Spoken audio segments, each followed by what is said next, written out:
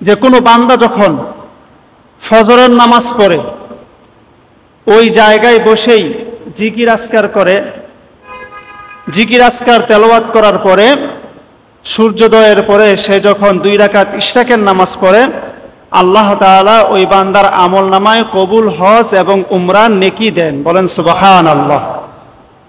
এই গুরুত্বপূর্ণ দ্বিতীয় নাম্বার আমল। আমলটা অত্যন্ত ছোট কিন্তু অনেক ফজিলত রাখে।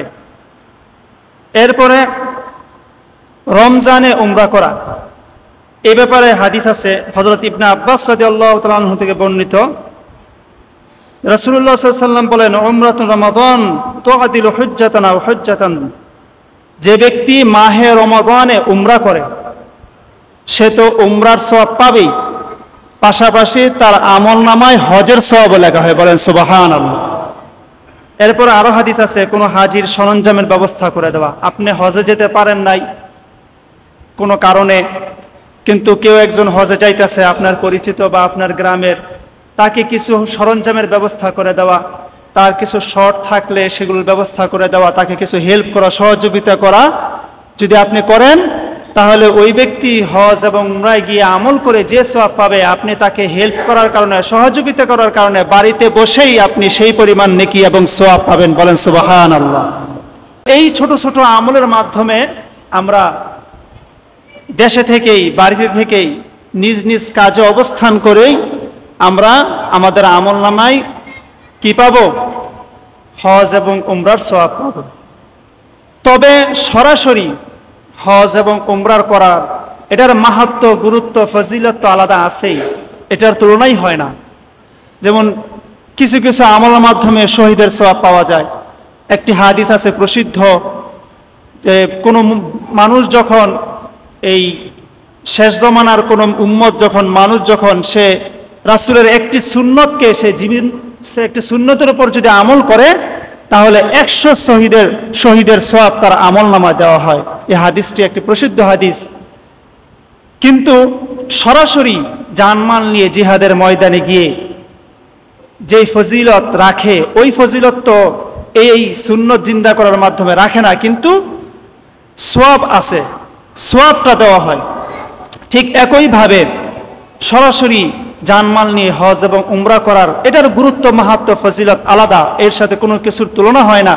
তবে সওয়াবের দিক দিয়ে, নেকির দিক দিয়ে কিছু কিছু আমলের মাধ্যমে এরকম সওয়াব আমল নামায় নেওয়া যায়, পাওয়া যায়, যেগুলো হাদিস থেকে আমি আপনাদের সামনে উল্লেখ করলাম। তাহলে প্রথম আমল কোনটি?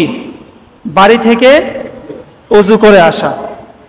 কোনো কারণে না করতে পারলে মসজিদ তো আছেই, মসজিদে নিষেধ না, আমি কিন্তু নিষেধ করতেছি না। আবার বললেন না যে হুজুরে মসজিদের ওযুখানা ব্যবহার করতে নিষেধ করছে, এটা কোনো নিষেধ নাই। মসজিদের ওযুখানা আপনাদের জন্যই, এটা 24 ঘন্টা মানে নামাজের সময় আপনাদের জন্য, আপনাদের খেদমতের জন্যই। মানে মসজিদের ওযুখানার উদ্দেশ্য হলো ফ্লাইং মুসল্লিদের জন্য, হ্যাঁ, সফররত রাস্তাঘাটের মুসল্লিদের জন্য, বা যারা ব্যবসা বাণিজ্য কর্মস্থল থেকে এসেছে তাদের জন্য। আর আমরা যারা বাড়ি থেকে আসি আমাদের জন্য উত্তম হলো, উত্তম বলতেছি, উত্তম হলো বাড়ি থেকেই কি করে আসা?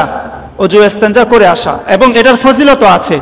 কি ফজিলত? বাড়ি থেকে ওযু করে আসলে ওই পরিমাণ সওয়াব হয় যে পরিমাণ সওয়াব কোনো ব্যক্তি যখন উমরা হজের উদ্দেশ্যে রওনা হয়। সুবহানাল্লাহ, কত বিশাল এক সওয়াব রাখে ছোট আমলের মাধ্যমে। 2 নম্বর আমল হলো কি করা? ফজরের নামাজের পরে মসজিদে অবস্থান করা। কোন পর্যন্ত? সূর্য উদিত হওয়া পর্যন্ত। ফজর নামাজ এখন কয়টায়?